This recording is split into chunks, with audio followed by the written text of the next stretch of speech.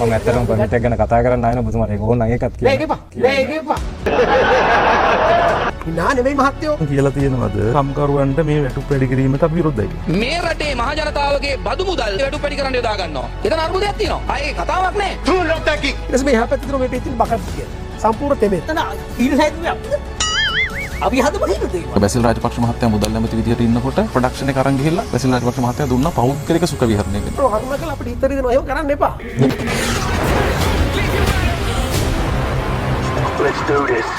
වතු ආශ්‍රිත ආර්ථික කටයුතු වල නියැලී සිටින සේවකීන්ට ලබා දෙන වැටුප සම්බන්ධයෙන් මේක පක්ෂයේ ස්ථාවරය නෙමෙයි මේක රෝහිණී කවිරත්න මන්ත්‍රීවරයාගේ ප්‍රකාශයක් මේක එතුමියගේ ස්ථාවරය කියලා එක තැනකට ප්‍රකාශ වුණා. දැන් මේ කොහේ හරි ඇමතිතුමා විපක්ෂයෙන් කියලා තියෙනවද මේ කම්කරුවන්ට මේ වැටුප් වැඩි කිරීමට අපි විරුද්ධයි කියලා. වතු සේවක ප්‍රශ්නේ තියෙන කතාව තමයි අද ඇදිලා ආවා. මෙතන තියෙන පොඩි අර්බුදයක්. මේ රටේ මහ ජනතාවගේ බදු මුදල් පෞද්ගලික අංශයේ වැඩ කරන අයගේ වැටුප් වැඩි කරන්න යොදා ගන්නවා. එතන අර්බුදයක් තියෙනවා.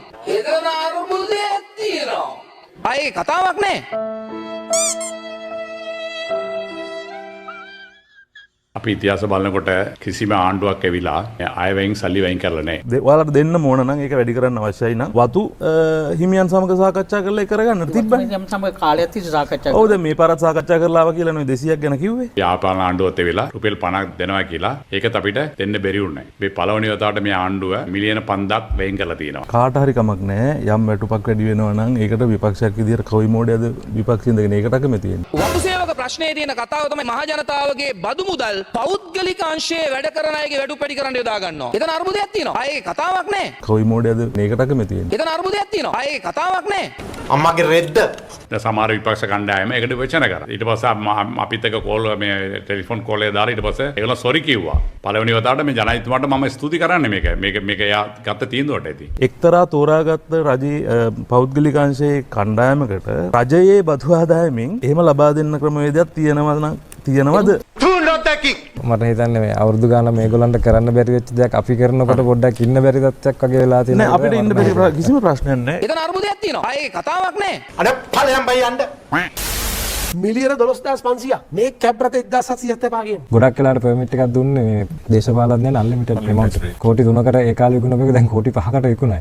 ඒකෙන් වෙන්නේ කීයක්ද අපේ රටට එන්න තියෙන ආදායම කීයක් අඩු වෙනවද? එන්න තියෙන ආදායම අඩු වෙන්නේ. එන්න තියෙන කොහොමද ඒක ගන්න වෙන්න තියෙන මට ඒක තේරෙනවා. ඔය කියන කිසිම දෙයක් පාවිච්චි කරන්නේ නැහැ කියලානේ. මම හිතන්නේ ඡන්දර කලින් අපේ ජනාධිපතිතුමාගේ මට මෙතන වීඩියෝ එකක් තිබුණා නම් පෙන්වන්න තිබුණා. පාර්ලිමේන්තු මන්ත්‍රීවරු දෙන කාර් පර්මිට් අහුසි. දෙනවනේ තීරු බදල රහිත කාර්. දැන් නම් ඒකට කොල්ලෝ කියන්නේ මරි කාර් පර්මිට් කියලා. පාර්ලිමේන්තු මන්ත්‍රීවරුන්ට වාහන ගැන්වීම පිළිබඳව. වාහන සම්බන්ධ ප්‍රශ්නේ මම අපේ ප්‍රතිපත්ති ප්‍රකාශනයේ තියෙන දෙයින්ම කියන්න. පාර්ලිමේන්තු මන්ත්‍රීන්ගේ තීරු බදු රහිත වාහන බලපත්‍ර ක්‍රමය ඉවතට. ඒ කියන්නේ පර්මිට් දෙන්නේ නැහැ. ඔව්. පාර්ලිමේන්තු මන්ත්‍රීවරුන්ට දූර කාලය තුලදී එක් වාහනයක් පමණක් ලබා දී. හොඳයි. එතකොට ඒක පැහැදිලිනේ. ඒ තියෙනවා. කිසිම එක්කෙනෙක්ට පර්මිට් එක දෙන්නේ නැහැ කියලා කිව්වා.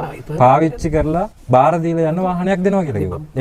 ඒක අපි මුලින් ඉඳන්ම අපි ප්‍රතිචාර හිටියා. කම්ප්ලේ කරන්න දැන් සම්පූර්ණයෙන්ම හිටියා. වාහනයක් දෙන්නේ නැහැ වාහන නැතුව අපි පාවිච්චි කරනවා.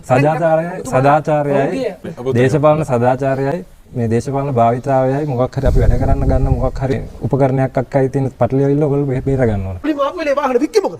ඇයි වාහන වික්කේ? ඇයි වාහනට වික්කේ? අපි විකුණපු වාහන සාමාන්‍ය BMW 5 series 7 series එහෙම නැත්නම් Benz එකේ S class එක එහෙම නැත්නම් Range Rover autobiography වගේ ඒවා සමහරවිට Toyota V8 වගේ ඒ වගේ වාහන නෙමෙයි අපි ගන්නෙ. ඒ වගේ වාහන තමයි අපිට එපා කියලා කිව්වේ. වැඩ කරන්න ඕන වාහන අපි ගන්නවා. එහෙම නැතුව මේ අධිසුඛෝපභෝගී ලීටරයට කිලෝමීටර් 4ක් 5ක් 6ක් යන වාහන ගන්න එක නෙමෙයි අපි කතා කරේ. ඒ වගේ වාහන අපිට අවශ්‍ය නැහැ. වැඩ කරන්න ඕන වාහන අපි ගන්නවා. ඒක එහෙම නැතුව ගෙදර අරන් යන්න ගන්න වාහනත් නෙමෙයි. පර්මිට් එක ගැන කතා කරන්න මම ඇත්තටම පර්මිට් එක ගැන කතා කරන්න ආයෙ ඔබතුමාට ඒක ඕන නම් ඒකත් කියන්න. නෑ ඒකපා. නා නෙමෙයි මහත්තයෝ. ගන්න පුළුවන් වාතාවරණයක් ඕගොල්ලන්ගේ රට ඇතුළේ තිබුණා පළවෙනියෙන්ම ගන්න ඕක. දවස් 7න් පර්මිට් ගත්ත කට්ටිය ඉන්නවා. අපි දන්නවනේ ඉස්සර ඉඳලා ඒගොල්ලෝගේ භාවිතාව. මම ඉල්ලීමක් කරනවා කරුණාකරලා අපිට ඉතරි දෙනවා. එහෙම කරන්න එපා. අපිට දකින්නට ලැබුණේ ගිය අවුරුද්දේ අපිට ප්‍රාග්ධනික ඉදන් ටික කරගන්නට බැරි වෙච්ච හේතු මෙන්න මේවා කියලා නිදහසට කාරණා කියන විවාදයක් තමයි බොහෝ විට අපිට දකින්නට හම්බෙලා තියෙන්නේ. සමහර වල ප්‍රගතිය 10%යි 20යි 15යි. මම හිතන්නේ පොඩ්ඩක් ඉතිහාසය අරන් බලලා ඒක කතා කරොත් ගොඩාක් හොඳයි කියලා හිතනවා. 2025 පටන් ගත්තේ අපේ අයවැය. මම හිතන්නේ මාර්තු මාසේ. මාර්තු වලින් පස්සේ සැප්තැම්බර් වෙනකොට අපේ ප්‍රාග්ධනික ඉදන් වල ප්‍රතිශතය 45යි. ඔක්තෝබර් වෙනකොට ඒක 58 දක්වා වර්ධනය වෙලා තියෙනවා. අපි බලාපොරොත්තු වෙන දෙසැම්බර් වෙනකොට ඒක 70%ට ගන්න පුළුවන් වෙයි කියලා. ඉතින් ඒගොල්ලන්ගේ ආණ්ඩු කාලයක් ගැන කතා කරමු. යහපාලන ආණ්ඩුව. ඒ ආණ්ඩුවේ ප්‍රබලම සමාජිකයන් දැන් ඉන්නේ සමගි ජනවලේ. 2016 අවුරුදු බිලියන 1182 වෙන් කරලා තිබුණා. ප්‍රාග්ධන වේදම් වශයෙන් වේදම් කරලා තිබුණ 50%යි. අපි ඔක්තෝබර් වෙනකොට මාර්තු වල පටන් ගත්ත අය 58%ක් වේදම් කරලා ඉවරයි. බලාපොරොත්තු වෙන 70%ට යන්න. තව මාස දෙකක් තියෙනවා.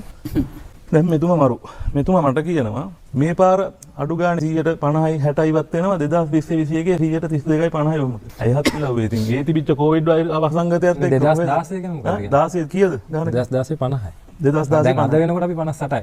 හරි. අපි 70ට ආගම. ඔයා 2016 ඉස්සලා කිව්වේ නැහැ. මට කිව්වේ 20 කිව්වද 20 21ක් කිව්වනේ. දැන් ඔයාලගේ ආණ්ඩුව 150 පැන ගන්න බැරුව තටමන්නේ මේ ඡන්දයක් තිබ්බා කියලා. නෑ 150. හරි ඉන්නකො ඉතින් එතකොට පුදුම වැඩක් වෙනවා කොවිඩ් වගේ තිබ්බනම් 110කටවත් යන්න හම්බෙන්නේ. ඡන්ද තිබ්බක නෙමෙයි කිව්වේ.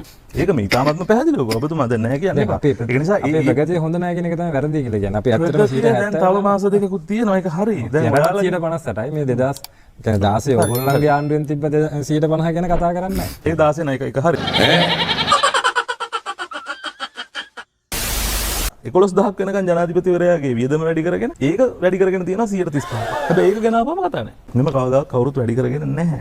මේ පුනරාවර්තන වේදම කෙනෙක් වැඩි වුණොත් Tamanට ගත්ත කියලා කියන්න පුළුවන්. ප්‍රාග්ධන වේදම වැඩි කරගත්ත එක ඉතින් විශේෂයෙන් ක්ලීන් ශ්‍රී ලංකාවේ පරිශ්‍රණ වලටයි වැඩි කරගෙන තියෙන. ඉතින් මම හිතුවා රටට සේවය කරන්න තමයි ඒක තියෙන්නේ. ඒකට මීට කලින් ජනාධිපතිවරු වැඩි කරගත්ත හැම ප්‍රාග්ධන වියදමක්ම එයා ගෙදර කෑවද ඒව මොනවද කරේ? රනිල් වික්‍රමසිංහ ආණ්ඩුවක් හැදුවා. පාර්ලිමේන්තුවේ එක්කෙනා යාට. ඊට පස්සේ යා මොකද කරේ? අකිල විරාජ් ජනාධිපති උපදේශක වාහන ආණ්ඩුවෙන් තෙල් ආණ්ඩුවෙන් ආරක්ෂා ආණ්ඩුවෙන් පඩි ආණ්ඩුවෙන් ඊළඟ රුවන් විජේවර්ධන මස්සිනා ජනාධිපති උපදේශක සාගල රත්නායක ජනාධිපති උපදේශක ආසු මාරසිංහ ජනාධිපති උපදේශක හරෙන් ෆර්නැන්ඩෝ ජනාධිපති උපදේශක මනුෂ නානක්කාර ජනාධිපති උපදේශක අර ඔක්කොම දේවල් හම්බ වෙනවා වාහන තෙල් පඩි ආරක්ෂාව හිටපු ජනාධිපතිවරු කොච්චරද උපදේශකයන්ට ඒ උපදේශකයන්ගේ ගානත් එක්ක කියන අර කිව්වේ පාර්ලිමේන්තුවේ හිනා නෙවෙයි මහත්තයෝ. ඕගොල්ලෝ ගත්ත හැටි දන්නවද? හරි ඔයගොල්ලෝ ගත්ත හැටි උපදේශකයන්ට පෝස්ට් දෙන්න නැහැ. එහෙම නැත්නම් වාහන දෙන්න නැහැ. ඊට වැඩි පඩි දෙන්න නැහැ. ඉතින් ඒ නෙවෙයි. ඒක කරන්න එපා. විදුලි බල මණ්ඩලය බිලියන 13.2ක් අලාභයි. කාර්තුවක දෙයක් කියන්න එපා. ඔව් මේ මැදි වාර්ෂික.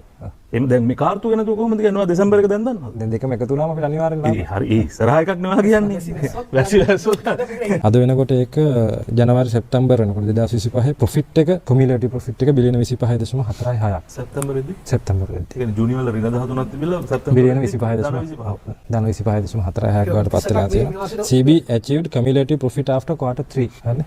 ඒක තමයි දැනට තියෙන ප්‍රොෆිට් එක. after quarter 3 cumulative profit. හරි. ඒක ඇවිල්ලා තියෙනවා. ඒ වගේම සෙප්තැම්බර් අපිට මූල්‍ය විනයක් ඇතුව අපි අරගෙන යනවා අපේ ආණ්ඩුව ඒ වගේම අපේ රාජ්‍ය ආයතන. ඉල්ලීමක් කරනවා කරුණාකරලා අපිට හිතේ දෙනවා එහෙම කරන්න එපා. දැන් මේ ආර්ථිකය අපි අමාරු වෙලාවකන හිටියේ මේ දැන් තාමත් ඔබතුමාලා කියනවා වගේ මේ සුරසප එහෙම ඇවිල්ලා නැහැ නේ. එතකොට 115ක අඩු ගානේ ටාගට් එකක් දීලා තියෙදි 15.9කට ගියේ. ඒ කියන්නේ ඒක ප්ලෑන් කරලාද ගියේ? කොහොමද කරේ කියන්නකෝ. 15.9ට යන එක මම හිතන්නේ තාමත් හොඳ තත්ත්වයක්. අපිට ඒ කියන්නේ IMF එක කියන ප්‍රමාණයටත් වඩා යන්න තරම් මොකක්ද ඔයාලට තිබිච්ච හේතුව මට කියන්න. ඔයගොල්ලෝගේ සමහර නායකයෝ දීපු අර වංගු ගහන්න පුළුවන් අපි හිතුව සාමාන්‍යයෙන් කස්ටම් එකෙන් එනකොට සමහර ව්‍යාපාරිකයන්ට තිබුණ සමහර රූට්ස්. ඒගොල්ලන් කියන සම්බන්ධතා හරහා සමහර වෙලාවට Tamanට තියෙන ටැක්ස් එක යා ගෙවන්නේ නැහැ. අඩු ගන්නට ගියේ. දැන් අපි එහෙම නැහැ. මටත් එකයි අපි පක්ෂ එක්කෙනාටත් එකයි ඕන පක්ෂ එක්කෙනාට එකයි. ඉතින් ඒ ආදායම සමහරවිට අපිටත් ෆෝකස් කරගන්න බැරි ආදායමක් ඇත්තටම වෙලා තියෙනවා. ඔබතුමාගේ අහපු එක ඇත්තටම හොඳයි. මෙච්චර බදු වංචා ලංකාවේ ඇතුළේ සිද්ධ වෙලා තියෙනවද කියන එකත් අපිට හිතෙනවා. මෙච්චර මේ ආදායම එකතු වෙනකොට අපිටත් දන්නේ නැති ආදායම මාර්ග අපිට හම්බෙලා තියෙනවා. මම ඉල්ලීමක් කරනවා කරුණාකරලා අපිට හිතේ දෙනවා එහෙම කරන්න එපා. මිනිස්සු රැවට්ටුවලා තිබ්බ හයිවේස් ටික අපි හදනවා. ඉතින් ගොඩක් දේවල් දැන් නැවැත්තුවේ කවුද හයිවේ? ඉතින් ඕගොල්ලෝගේ ආණ්ඩුවම දැන් ඒකාපද විපක්ෂ ඔබතුමාලා කියන අර කවුද ඔය ටික මං ගාව තියෙනවා. ඒක නිසා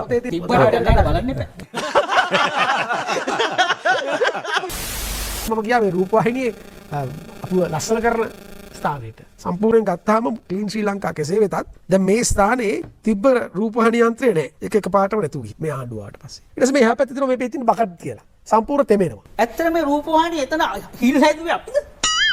අපි හදපු හිල් දේවා.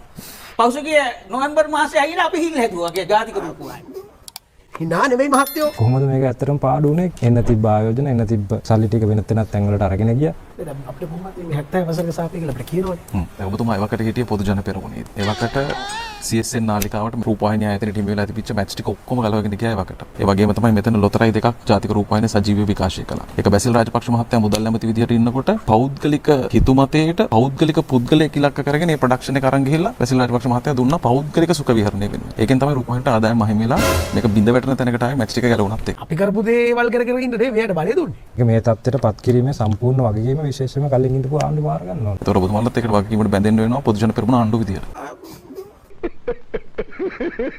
හිනා නෙමෙයි මහත්තයෝ. ආය කතාව සම්පූර්ණයෙන් ඇහුවනම් ආය කතාවේ 44 වෙනි පිටුවේ තියෙනවා. ඉතින් ඒකේ 4 වෙනිට තියෙන ශ්‍රී ලංකා රූපවාහිනී සංස්ථාව. විජය ප්‍රේමනාත් සිදුරාත් මහත්මයා බොහෝ ස්තුතියි.